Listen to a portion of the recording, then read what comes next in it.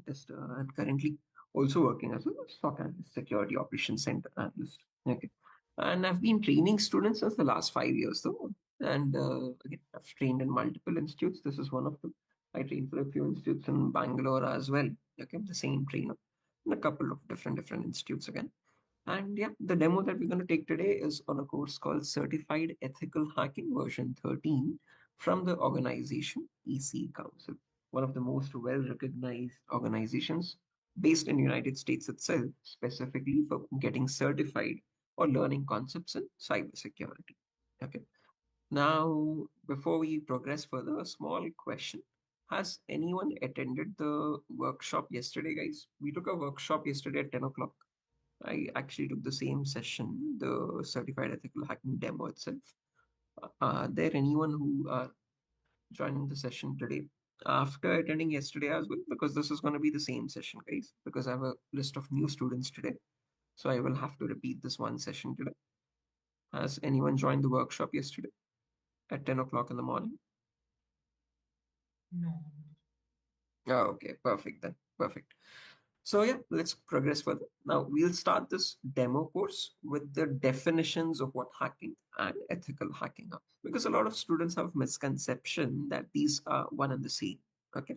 But let me clarify those with the definitions of each of these terms. Now, when you talk about hacking, guys, this is specifically the process of trying to gain access to information systems.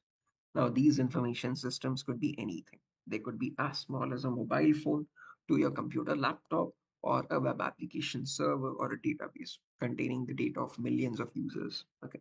So hacking is the procedure of trying to gain access to information systems without the permission and the knowledge of the organization or the person owning those systems. So let's say if I hack your phone, it basically means I've got complete control of your phone and the data on it without your permission and without your knowledge.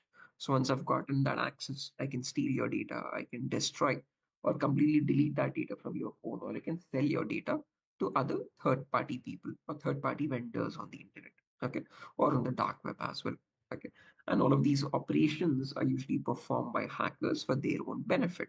Okay. And again, sometimes hackers are so mischievous, they can even do it just for fun, just for the sake of it, and without even any personal benefit out of it. Okay. Now, if hacking is such a malicious task, if it is such an illegal activity, why do we have a course called ethical hacking? And how is this getting ethical in the first place? Ethical is something which is legal, which is allowed. How is hacking again becoming legal or becoming allowed? Okay.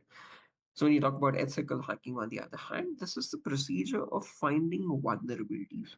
So this terminology called vulnerability is something that will keep coming across throughout the course, guys.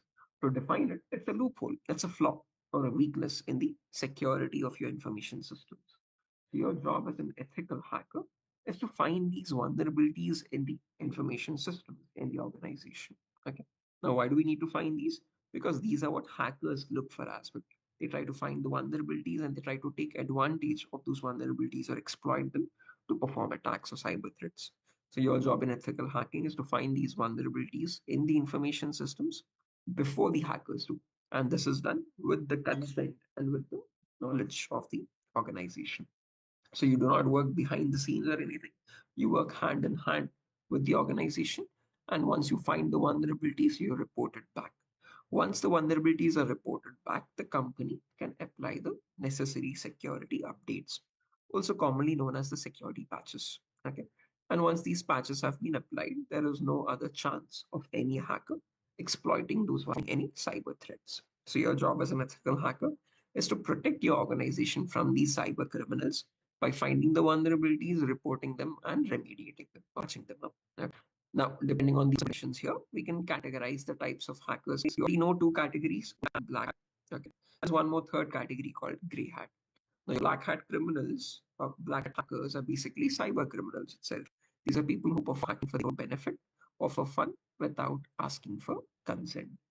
On the other end of the spectrum, we have white hat hackers, cybersecurity professionals, or ethical hackers who abide by the laws and policies of the organization and work for securing the organization's infrastructure against cyber threats. Okay. And in between this category called gray hat hackers. Now, these are people who have both the qualities of a black hat hacker as well as a white hat hacker. So, like a black hat hacker, they don't ask for permission first. Okay. But once they do find the vulnerability, like a white hat hacker, they report it back to the company. Okay. But there's a minor catch here. They do it in return for a bounty. A bounty is like a final reward they expect in return for finding the vulnerability and reporting it to the company without using it. Okay. So therefore, these grey hat hackers are also commonly known as bug bounty hunters. They hunt for bugs or vulnerabilities in systems for a bounty in return, a reward for bounties. Hey, bug bounty hunters. Like, no matter what if I pay, your cyber criminals or your ethical hackers or your bug bounty hunters, respectively, all of these perform hacking or ethical hacking in a better manner. They follow a certain framework. Okay, and this framework gives almost, I would say, 80 to 100% of success rate.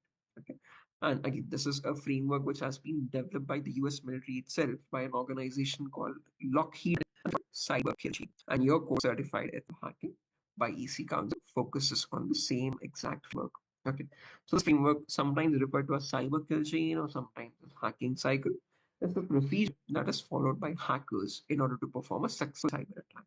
And the same procedure also allows cybersecurity professionals to understand how these attacks are being performed, to detect these attacks at every stage, and to prevent them at every level. Okay. Again, the whole entire framework of cyber culture explains how do you attack these systems and also how do you defend these systems from various types of attacks at various stages of that attack. Okay. In any organization, on any sort of a device. That's what cyber kill chain is. And our entire course of certified ethical hacking is going to revolve around these steps that are involved in cyber kill chain. Okay. And there are five important steps to this, guys. Before we get into this, any questions or doubts up to this point? Anyone? Am I going too fast? Am I too slow? Is the audio fine? Any issues with the meeting? Avinash, Fatima, Swaroop, Santosh. Fine, Uh, sir. all good. Okay, guys. Shiva Shankar. Okay. Excuse me. Right. So again, as mentioned, so this cyber chain or hand cycle, clear. Let's hello, 1, 2, 3. Hello. Seems to be fine from my end, Santosh. Others, can you hear me? Am I audible fine? Swaroop, Yes, sir. Saho, Avinash. Clear. We are feeling a bit unwell, so that's the reason maybe. Sorry, Saho, I can't hear you. Your voice is very low. No, we feel your voice is a bit cracked. Cracked in the sense I feel you are not well.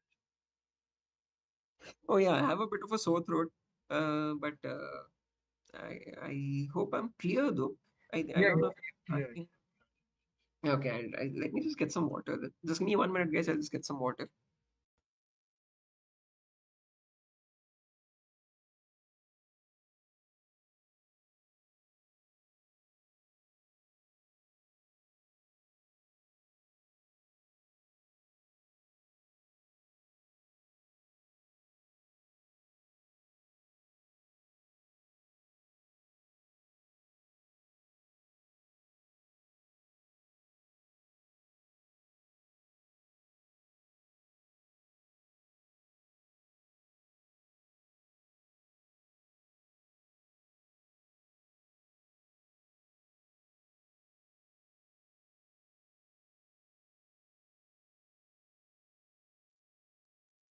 Okay.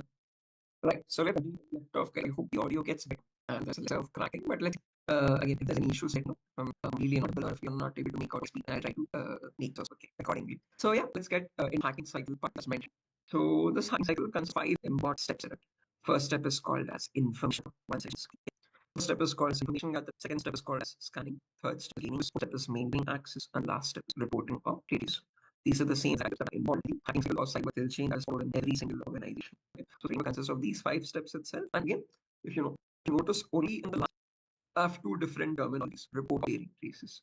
What I want to indicate by that is no matter what kind of hacking you perform, whether it be your again ethical hackers, or penetration testing, or cyber criminals, cyber threats, procedure exactly same. What changes is only the step. So whether you hackers, they had hackers, or black hackers, first 4 steps are exactly identical. There is no change in the procedure in the first 4 steps.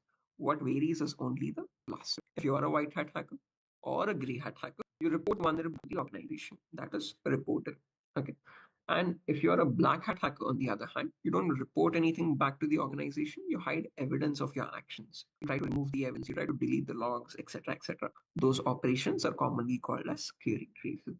Okay. So no matter what the procedure is, whether it be by cyber criminals or whether it be by ethical hackers or any, the procedure involves the same exact 5 steps. Okay. And our entire course is going to revolve around these 5 steps itself. And today I will be explaining each of these steps one by one briefly, and just giving you an intro on each of these steps so you have a better idea about the entire course. Okay. So the first thing we have here is information gathering. Some organizations also refer to this as reconnaissance or footprinting, guys. And the objective over here is to gather as much information as possible about the target organization. And an important point to note here is all of this information is obtained passively. What I mean by passively is you do not contact the organization in any way. You obtain all of this information from third party sources, from some special websites on the internet, which act as gold mines of data, I would say. Right? So if you just know what those websites are, again, you can perform information gathering and figure out what data you need to obtain as an ethical hacker or a cyber criminal. And again, figuring out, again, if I had to give you an example of what pieces of data we would try to gather, this is a small list. So we try to get the IP addresses, the network blocks, the host records, the DNS records, domains or subdomains, OS information, employee details, contact numbers, email addresses, okay, or usernames and passwords on basis where we learn as an ethical hacker, how do you generate a report for the organization, elaborating the loopholes, okay, and also providing solutions. Okay. So how do you give the solutions? How do you tell them or elaborate them? These vulnerabilities in the format of a report is what we learn in the first phase, reporting. On the other hand, we also learn what black hat hackers do. As a cyber criminal, what do they perform as actions? Okay, how do they delete the logs? How do they erase the evidence of their actions? What are the key symptoms to look at when you know that someone has erased something from the system? Is what we learn in clearing traces. Okay. So the entire course is going to run in 2 tracks, guys. We perform something called red team activities, which is offensive hacking, and blue team activities. How do you defend against those offensive techniques? Okay. And the course is for a duration of 35 days, where we have classes from Monday to Friday every day at the same time, 7 o'clock itself. And this here concludes the demo for the first class. Okay. Understanding what the course is about and what topics we'll be covering throughout the course. As mentioned, each of these classes will be recorded. The registered students, you will be getting these recordings directly on your email, which will be accessible to you for 6 months, okay, after the course is done as well. And you'll be getting these presentation slides, you'll be getting the notes, you'll be getting the recordings, all of this inclusive in the course price itself, which is 8,000 rupees. Again, trust me, I do train for some other institutes as well. Don't want to name them because they charge a lot higher for the same content. I'm the same trainer for them as well. I think it's just a change in the city and the cost of living there or whatever the reason for that institute be. Okay. But I've trained again for students in other institutes who are charging double or more than double for the same exact content, guys. So I think that is, I don't know, it's their choice. But yeah, I would say, frankly speaking, Durgasoft is giving it for one of the best prices. Again, the least, at least, I would say. Okay. And yeah, that's about it, guys. Nothing further. As mentioned, the courses will be covering in detail and a lot more throughout the course. Okay. And you have classes from Monday to Friday, every day for 1 hour each. And please do not worry if you're not from the IT background. Even then, we'll be covering everything from the very basics, from scratch. So before we get into all these hacking concepts and all, we cover networking fundamentals, we cover Linux commands. Okay. I'll show you how to set up a practical lab environment on your own device, okay, so that you can have a lab accessible to you 24 by 7 to perform hands-on experience attacks. Okay. So all of this will be done before the ethical hacking topics. And everything is inclusive. So all the prerequisites are also inclusive in the course. So nothing to learn externally beforehand. All you need is a laptop or a computer with at least 6 gigabytes of RAM. 6 to 8 is recommended, and at least 50 to 60 gigabytes of free storage space. Okay, that should be more than sufficient to get started. Any change in syllabus compared to, well, there's one new topic added, Arjun. I'll be explaining one class on Splunk. So for SOC analysis, earlier I would just explain it theoretically for that one bonus topic. But this course, again, since version 13 onwards, I've included a practical session understanding what Splunk is. Okay. I'll show some searches and I'll show you what Splunk does. Right? So there's one extra topic compared to that. And again, the in the CH version 13, they've included some AI topics, but frankly speaking, they're not that implemented yet. Okay, there's one small tool called Shell GPT. Okay, which is just a shell version of ChatGPT. Okay, and you can get the commands automatically from the shell. But frankly speaking, no one is practically using it in the workplace today. Okay, so there's a few AI tools included. There's a few AI websites included, but again, nothing much of a change from EC Council itself. So yeah, that's one thing that I have added as a bonus from my end. Nothing changed in the syllabus format. Same syllabus, same content, same questions in the CH certification exams as well. So nothing much of a big change, I would say. Exactly, Arjun. So everything is up to date, is what I can guarantee. Okay, but again, from version 12, there is no change to version 13 in matter of content from the EC Council.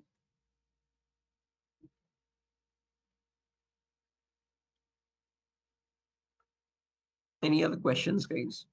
So, yeah, I have a couple of questions. If you may allow me To replace the certificate, and if you replace the certification, we are getting any certificate from Durga, sir? you will get that you'll pass. But Use Metasploit framework. Okay. Again, when you talk about CrowdStrike and all, it is capable of finding different types of issues with endpoints. It can check for malwares as well. These devices are not for checking malwares or if you're downloading some malicious content or not. These are for checking if the system has a vulnerable service running on it. If you're using an outdated service, if your OS has an issue in it, if you're downloading a third-party software which has a vulnerability in it, these tools are capable of checking that. When you talk about malwares, there are other tools for that. We'll work on that also. Okay. But we're not working on any endpoint EDR tool, okay, endpoint detection tool. Okay. This course is specifically related to penetration testing, finding vulnerabilities which are inbuilt in the software of your applications, your OS, or your third-party services that you use. Okay. Is that clear, Santosh? That is clear. Right. Others, any questions?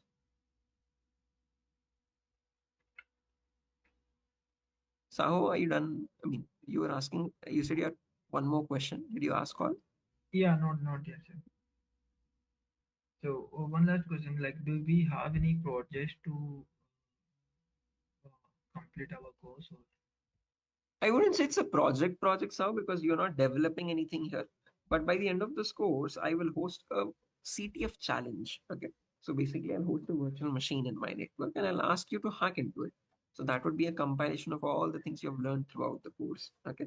Understanding how do you perform pen testing on a device which you have no access to or you have no experience on prior, because that is what you do as a penetration tester. Since this is where you're not developing anything, you're not building anything, so usually you don't have projects in cybersecurity. You have more of challenges. Okay. You'll be given a website, you'll be given a device to attack on.